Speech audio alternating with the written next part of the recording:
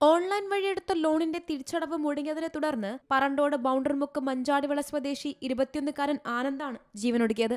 Loan mafia ആനന്ദിന്റെ ഫോട്ടോകൾ അശ്ലീലമായി morph ചെയ്ത് ബന്ധുക്കൾക്കും സുഹൃത്തുക്കൾക്കും വാട്സാപ്പ് വഴി അയച്ചു കൊടുത്തിരുന്നു. ഇതിലുണ്ടായ കടുത്ത മനോവിഷമമാണ് യുവാവ് ജീവനൊടുക്കാൻ കാരണമായത്. പ്രതികൾ ഭീഷണി മുഴക്കി അയച്ച വാട്സാപ്പ് ചാറ്റുകളുടെ സ്ക്രീൻഷോട്ടുകളും പുറത്തുവന്നു. മാർച്ച് 4-ന് ഉച്ചയ്ക്ക് ജോലിസ്ഥലമായ പുളിമൂടുള്ള ടയർ കടയിൽ വെച്ചാണ് ആനന്ദ് ജീവനൊടുക്കാൻ ശ്രമിച്ചത്.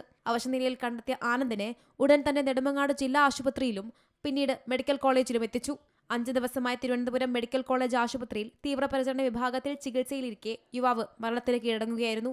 സംഭവത്തിന് പിന്നാലെ നാട്ടുകാരും കുടുംബവും വലിയ പ്രതിഷേധമാണ് ഉയർത്തുന്നത്.